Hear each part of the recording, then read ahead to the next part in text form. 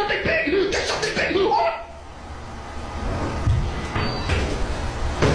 If I had $1 for every single person that played Lethal Company despite not liking scary games, I would at least have $1, because I'd be one of them. If you're like me, the fact that it can be played with friends eliminates the suspense of your potential death, and that's for very funny moments. Seeing your friends fall to their death is just pure comedy. Your friends laugh it out and you don't think much of it. With one friend dead, you and the rest start to make an effort to find items to max profit. That is, until a Bracken claims one of you. And by some unfortunate event, your last teammate gets grabbed by a centipede. Without a shovel, all you can do is stand back and watch as it slowly kills your friend, with no hope of surviving. With all your teammates eliminated, you find yourself deep in the labyrinth of the factory with very little battery in your flashlight and no clue as to where you need to go. And it is at this moment where you finally get a glimpse of the real nature of Lethal Company. The quiet atmosphere coupled with random sounds, pure darkness, not knowing what's lurking around, you realize how hopeless you become. So you shift from profiting to getting out as fast as you can, and so surviving becomes a priority. Dead end after dead end, door after door, you become more desperate, looking for a glimpse of hope until you finally find one. And just when you think you're in the clear, death comes for you.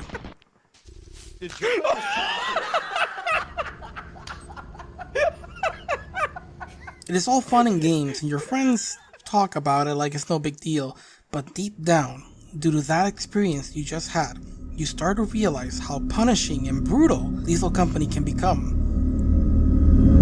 when you're alone.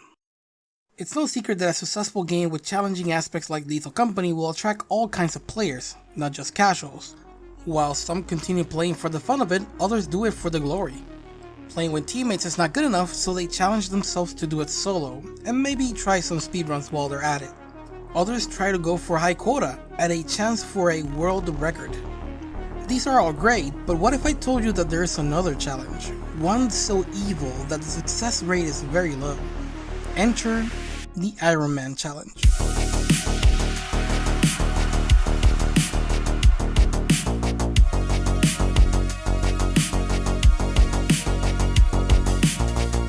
The challenge a YouTuber by the name Chef Austin made, where you must visit every moon in order without repeating a single one. That means you can't farm a place like Assurance to get enough money for the last 3 moons, and you must visit every moon even if it's eclipse, stormy, or flooded. Plus, all of this has to be done in permadeath. In other words, if I die, I have to start all over again. Me being a masochistic gamer by nature with 5 years of experience in challenge running, I decided to take part in this, but with a twist. Instead of permadeath, where dying means game over, I took it to the next level, and I decided that any point of damage will end the challenge. That means that mines, brackens, and missing a jump are not the only things you should be afraid of. Now everything and anything can end your run. I'm talking about fall damage, bees, a single hit from a thumper, spider, coil heads, even a centipede that leaves you in low health and doesn't kill you when you're playing solo? Yeah, that will still result in me deleting my save file. And as a serious reminder, this has to be done alone, in the dark corridors of the factory with no teammate to help me loot or laugh. Also, did I mention that I hate horror games? Now, to be on the same page, I'll explain the rules of the challenge. In order to complete the run, I must visit all 8 moons, and I can't repeat any of them. Any form of damage will result in me deleting my save file, and since I'm also doing hitless, I cannot get grabbed or staggered by the enemy, even if it doesn't do damage. Which means breaking free from a giant or a mimic with a stun grenade, it's off limits. Here's the thing. Showing you only the run will not do justice to all the memery I endure doing this challenge, so allow me to show you a small highlight of my failures when attempting it. If Mr. Slimy here doesn't bother me, well, my main enemy, I see him again. Alright. Oh! I walked into it, well shit. Mierda. Tú me estás cagando a mí de la madre, dude. No, no, no.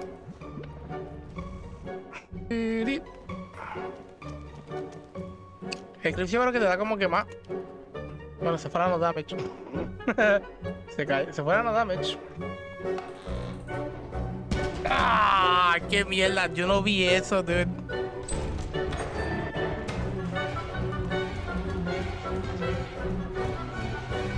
¡No!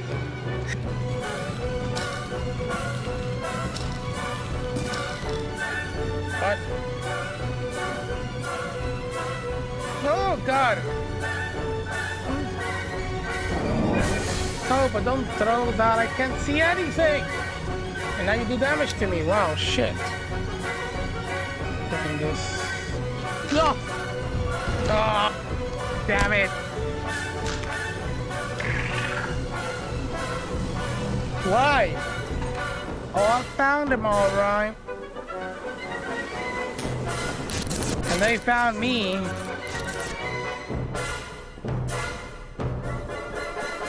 No!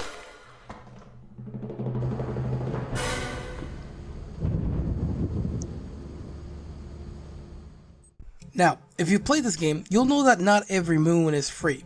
The last 3 moons, Ren, Dine, and Titan, require a total of 1,850, which means that I'll need an average of 300 or more on the first 6 moons to complete this challenge. If I mess up, I have a bit of wiggle room on Moon 7, but if it gets to that point, it can be scary. On day 1, I had a pretty good start. Experimentation had a high number of items including Beehive, making it easier to find stuff inside. I was on the lookout for Bracken, Spider, or Thumpers, but thankfully other monsters took their place, so I didn't have to worry too much. To put it simply, experimentation allows for a max of 4 monsters to be roaming around in any given time. Bracken, Thumper, and Spiders are the equivalent of 3 monsters, so that means only 1 more can spawn with them. The moment I saw a few low-level monsters, I knew that I was safe. After bringing the last items to the ship, I left with 332 and called it a day. Day 2 was even better. I ended up executing my plan for making good profits almost to perfection. Since I was doing a solo run, there were things I had to consider that you probably already thought about, like how much loot to get, how long should I stay, and should I go through the maze or check the exit. And this is what I decided. Look for at least 6 items, then bring them back to the ship. And if time was on my side, I could go back and pick up 3 to 4 more, as long as I could get back before 6 PM. Now 6 items doesn't sound like a lot, and it sorta isn't, but the important thing here is not how many items you collect, it's actually the value that they hold.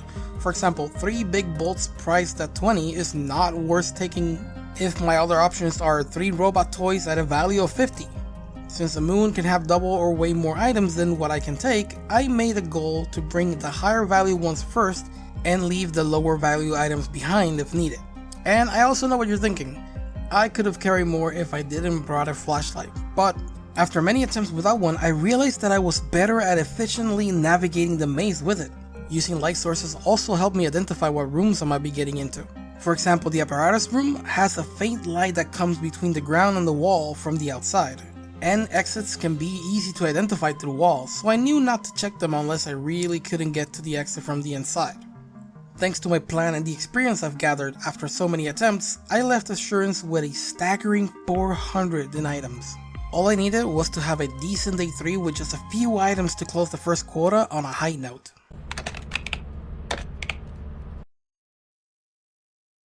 Shit, dude. Basically what happened is that the moon entered an eclipse state. In this game, moons can have states, or more specifically, weather conditions, in which it changes the environment. They can appear flooded or rainy, which can slow you down and even drown you to death. Stormy weathers make conductive items attract lightnings. There's foggy, and then there's eclipse, which is basically Lethal Company's hard mode. This means that monsters spawn immediately and at a faster rate. Plus, you start at nighttime, which makes it harder to see. Definitely not an easy moon for a solo player. Considering I had 700 on my ship, and I couldn't use a grenade on the giant, I made the decision to leave.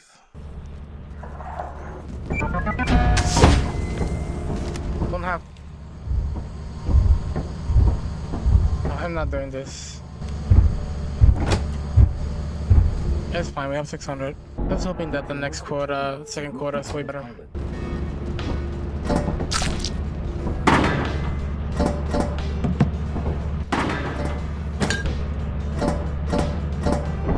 it indeed. We value your commitment.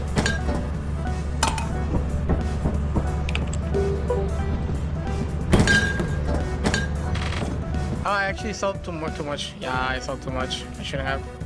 Look at that, dude. 204, dude. If that wouldn't have been Eclipse, I would have been in a really good position. Right. If you notice, you're probably wondering why did I sold a lot of the items if the quota is only 130. And that's because the next quota has the first of the 3 moons that require money to visit. Rend. At minimum, I only needed 550 to visit this moon, but considering the challenge of this video, I definitely went for more than that. Now, I didn't sell all my items, I actually ended up selling 529, a bit short than what I actually needed for Rend.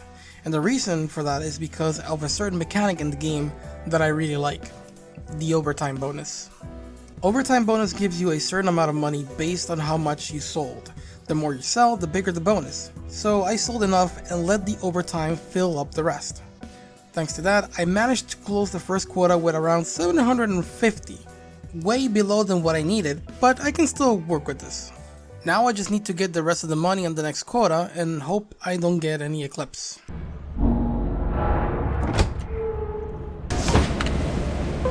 Objects, that's good. I might be tempted to get a bees if there's a bee. I should really hurry. Coil heads exist in this area. Hoping for a really good spawn here. And no immediate coil head, please. Okay, this is a pretty good start.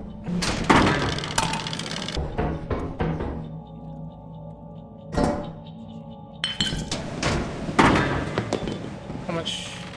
26 early?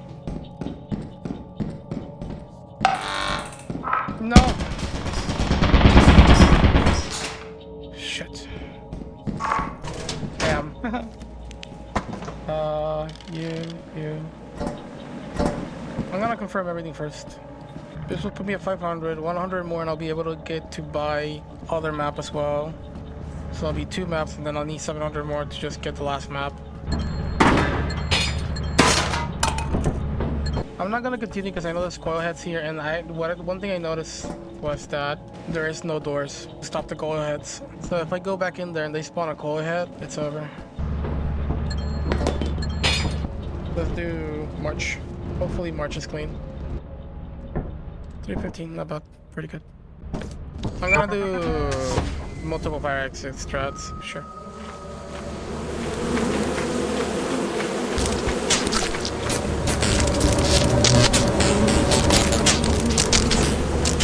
Alright. I'm not doing 2B hives because I don't know how to do 2B hives correctly. We'll probably have around...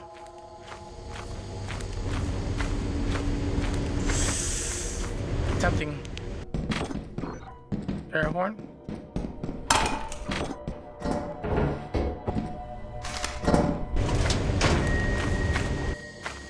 That beehive is too far for me to do. Might be a waste.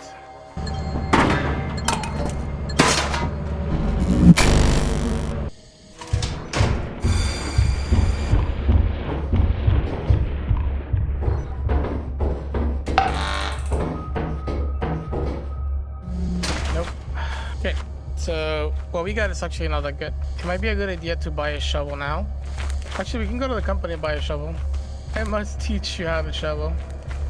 I just need I just need enemies to practice it with, to be honest.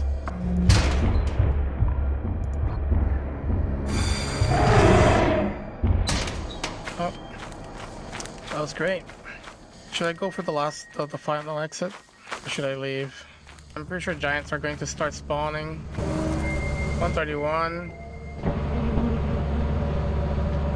Taking my leave. This is probably not the best idea ever. 122, that's kind of poor. Oh shit, dude. I forgot to pick up the beehive. At this point, things are not looking good. I only managed to make 422 out of 1100 that I need, and on top of that, I forgot a beehive worth a lot. With 1 moon left, I had to strap myself in and become the most profitable employee the company has ever seen, or say goodbye to this challenge. Oh, Ren is nice, okay. Thank God.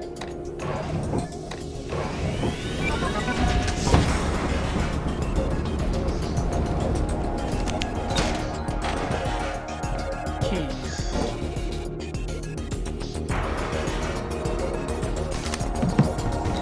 So I got a full hand already.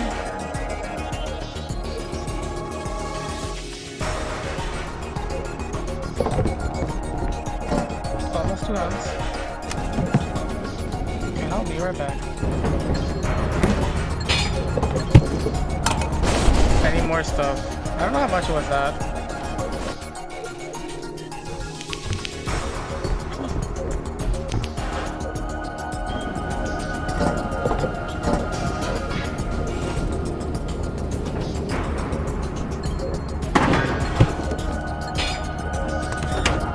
I don't know if this is a lot. I think that those beehives would have quite screwed me, but I think we got something out of it. Oh, 142. 142 is pretty good. 6. I'm gonna sell everything.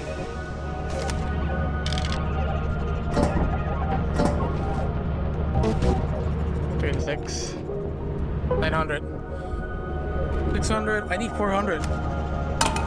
There's probably a chance that I could make it.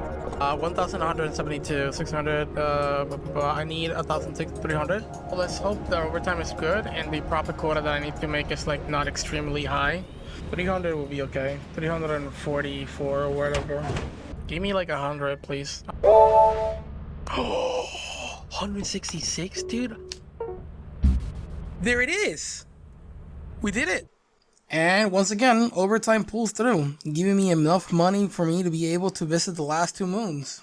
But things are not over yet. Just visiting Die and Titan would not be enough. I still have to make the quota with only these 2 moons, making it a day 2 quota instead of a day 3. Which means that anything that I get will be sold at a 77% of the original value, which also means that I will need more items, and I hope I'm still good at 4th grade math. I just need to fill the quota. 355, 53. Okay, let's not be greedy. Get what we can. Be picky about what we get though. There it is. That's where we need to go. Okay. Yeah, mines. Chicken love. Toy robot. I gotta be careful, the girl might be around. Wait, what we got?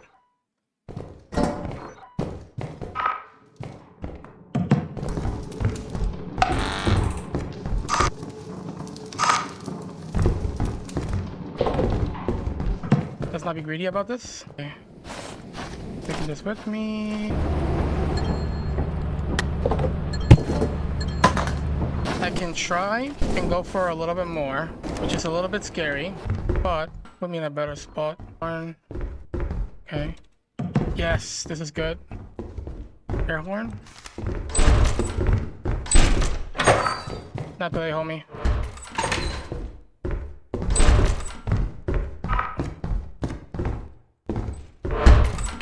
Not today, homie. Leaving.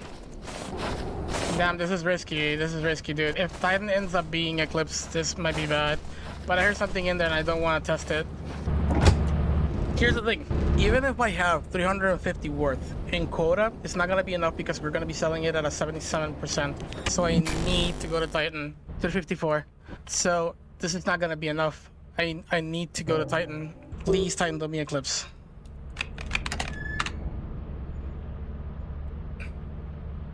And of course, the hardest moon of the game had to be Eclipse. This is tense. Not only is the last hurdle of the challenge, but it's also the first time I've ever reached Titan without taking damage. I could have left as soon as I landed, like how I did on Vow, but I still needed more items to make the quota. So going in was my only option. I just needed to go in, get 4 items, and leave. Let's just hope the path is clear. I just need one full hand. I'm probably gonna have giants and dogs outside, dude. If I get lucky and we get stuff in the beginning, it's nice, but I gotta leave, not get caught, come back full, and not get caught. I'll leave the flashlight if needed. I just need 4 things. This is the furthest I've ever gone on Titan, dude.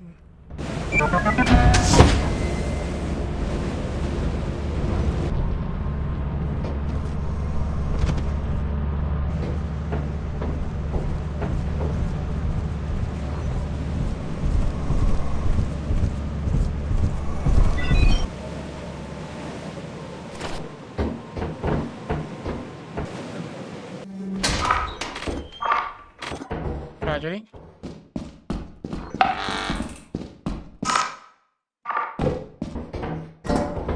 Not complaining.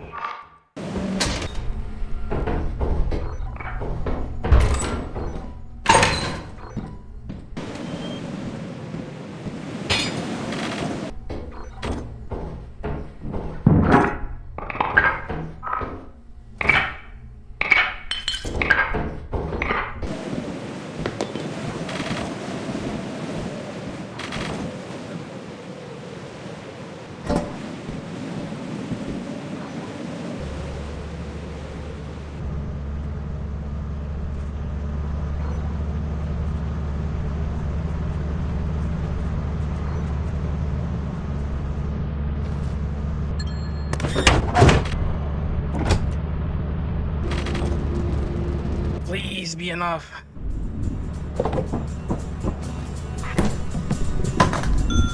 Open up.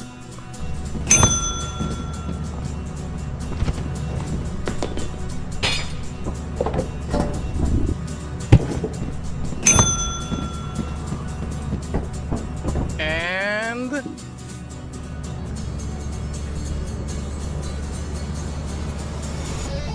yes, we did it! We finally did it, dude! God damn it, dude! It was about goddamn time, man! And with that, I master Lethal Company by not taking a single hit. Thank you all for the subs, by the way. More videos coming your way, so don't you dare miss it.